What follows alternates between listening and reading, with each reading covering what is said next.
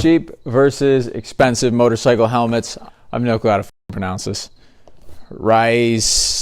So yeah. But shout out to these guys. They sent me this to do a unboxing and review video on. I figured this would be a perfect excuse to do a comparison between a cheap versus an expensive helmet. So on my left, I've got this cheap helmet from Amazon, less than $100. On my right, I have this more expensive helmet from Bell, kind of like the industry standard in terms of pricing, that $400, $500 expensive helmet. They go way more expensive, but these are the two new ones I have, so these are the ones I'm going to compare. So basically, I want to cover what the minimum you should get for a helmet, as well as what might be overkill and some features that you may not necessarily need that you'll be getting when you're paying upwards of $1,000 for a helmet. And don't get me wrong, a lot of them are worth what you're paying, but there's a lot of things you don't necessarily need for safety.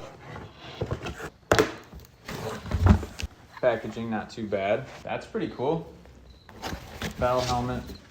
This is actually my buddy Dustin's helmet. I just have it because I'm doing a custom paint job on it. So if you're in the market for some custom paint, hit your boy up. I'm out in Michigan, and I do custom paint jobs like the one I did on my sport bike here. This is the Bullet. This is one of the coolest helmets in my opinion. This is what an expensive helmet looks like. So for safety ratings, when you smack your head on the concrete into another car, whatever unfortunate event you end up in, DOT. This is going to be your certification here. This is what differs a motorcycle helmet from a bicycle helmet with CPSC. And if you take a look at the back of this really cheap one, also has DOT. So what makes this helmet more expensive? Why would I pay hundreds of dollars more for this when I could just get this? And a lot of times I would agree with you. Don't buy this. If you don't have the money for this, buy this. So why would you need to upgrade to the more expensive helmet? There is one more form of certification that you're not going to get on a cheap helmet that you'll get on these. Let's cover certifications. So DOT. What is DOT? DOT is Department of Transportation. That is a certification a little less strict. Basically, these companies do their own testing and they determine that the helmet is safe enough, and then Department of Transportation does random spot checks afterwards. So these can go out to production and sell with a DOT certification approved by the company through their testing. And since DOT is a self-certification, some of these cheaper helmets barely meet the minimum requirements. So on a lot of these helmets, you'll see on the back an ECE certification, and that's some European certification, but it's lab tested before they're sold. So this certification that these have is a lot stricter than DOT that this has. Although this is still going to be safe, it may just meet the minimum requirements to be DOT certified. And they're not going to tell you that. So you do get a little bit more peace of mind when you spend a little bit more and you go with a company who's been around forever like Bell. But that's where you have to do a little bit of your own research on some of these cheaper helmets, because even though they do have that certification, it may just barely be safe enough. But if you want to be very safe, find a helmet that has DOT and ECE. The ECE certification is done by an independent group which tests the motorcycle helmets before they go out to sale, and they test them in more rigorous scenarios. So if you want to be safe, go with something that has both those certifications. Here's another good example. This is my girlfriend's helmet. It's a little dusty. But this helmet, HJC, this is a well-known brand, but only DOT certified this specific model. I think this helmet is plenty safe. This has done tons of testing, but it doesn't have that European certification. And this is a cheaper helmet, but it's not the cheapest helmet, like an Amazon helmet. So keep that in mind too. The certification doesn't always matter, but if you want to be the safest, get one that has both. And so although I'm comparing this helmet to this helmet, I'm more so comparing helmets in this price range to helmets in this price range. So don't fixate on the two specific helmets I have here, but we're just going to generalize helmets in this price range and helmets in this price range. So what makes a more expensive helmet more expensive?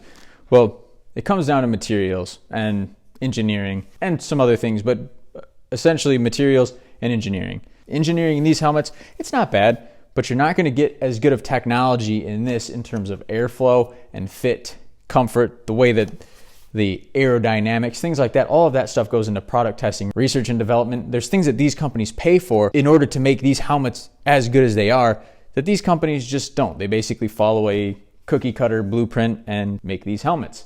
Whereas these helmets do real life, real world testing, and then they make a better helmet based off of their research. Let's talk about the easier one to understand, which is going to be materials. Lesser expensive helmets, most of them are going to have some kind of ABS plastic, cheap plastics, cheap foams inside the plastics, but the outer shell isn't quite as durable as a more expensive helmet, especially when you get into the carbon fiber range. So the materials are a little bit cheaper. They're also heavier because it costs more to make lighter materials in the same footprint as the heavy materials. Although it doesn't seem very heavy at first, is significantly heavier than this Bell helmet. Not a huge deal, but you will get more fatigued, especially in your neck, having to hold your head up with this heavier helmet on it for hours at a time, especially if you're riding in the wind. Something to keep in mind, the more you spend, typically the lighter the helmet is, and especially when you get into the carbon fibers.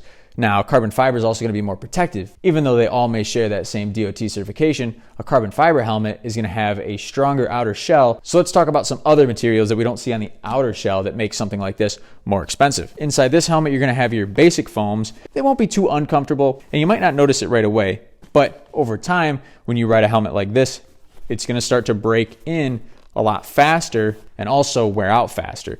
These materials are a little bit cheaper. They're not going to be as good as the more expensive helmets. Things like this, which is more of a rubber, which is going to wear out a little bit faster than like your leathers. Cheap silicone material here. And the inside is not going to be as comfortable. It's not going to be as sweat reducing. It's going to wear out faster than, say, the leathers inside of this helmet.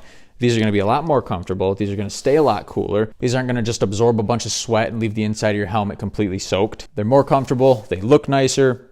Things like this, they're stitched instead of just molded. And it makes for a more personalized fit.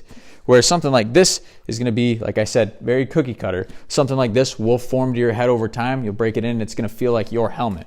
Whereas this is going to pretty much feel like exactly how it did when you first put it on, just a little bit more and more loose over time. Also, little details like the buckles. Also, when you spend more, you typically get, and not with this helmet so much, but a lot of the nicer helmets, you're gonna get technology even in the lens. These ones are just clear lenses, but if you choose a more expensive helmet with a tinted lens, you could potentially get things like polarized lenses, which is gonna take that little reflection off the road. Some more expensive helmets will have transition lenses. Some of you may be familiar with transition lenses on your regular glasses. When you walk outside, the lens will tint to a dark black. I've got that on my personal helmet. It's got a transition lens, so it's clear at night. Then when it's sunny, the lens auto tints, so it's nice. I don't have to carry a second lens around. Lens options are going to be nicer in a more expensive helmet. Also, nicer helmets, you'll have better warranties on parts and things like that. You'll have more customization options. You'll have inserts that you can buy for replacements.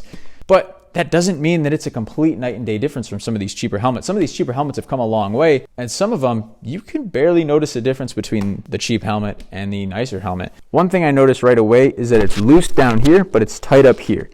So it's not a bad fit, but it is gonna give me a little too much movement, and that's because of a lack of material. They put foam in your cookie cutter areas, but not necessarily where everybody needs it, like a type of memory foam that over time would form to the rider's jaw and overall facial shape. Do I think that it's important to spend more money on your helmet? Yes and no. I think that a nicer helmet is going to give you a better riding experience, and that's what it's all about, is just having a better ride experience. But a cheap helmet will do it, and a cheap helmet is better than no helmet. So if you don't have the $500+ to spend on a helmet, then don't.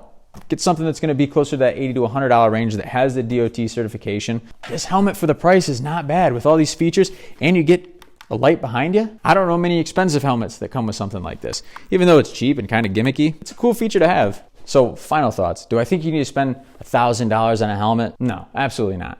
Matter of fact, this is my helmet. This is my daily driver, and it's just a Bell Qualifier MIPS Deluxe. So it has what's called multi-rotational impact protection system, aka this yellow dot, and it's just an extra layer of movement inside the helmet that will absorb shock in this direction if your helmet does one of these in a crash.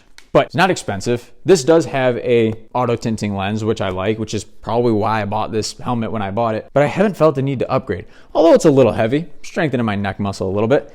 I've gotten used to it, and honestly, my neck doesn't feel too fatigued after a ride, even with this. It's not an expensive helmet. It's not as expensive as this one. It's a little bit more expensive than the cheaper one here, but it's not a $1,000 helmet. And I'm the type of person to just buy the best of the best anytime I get something. So for me to still be rocking this sub $500 helmet, I think that's saying something.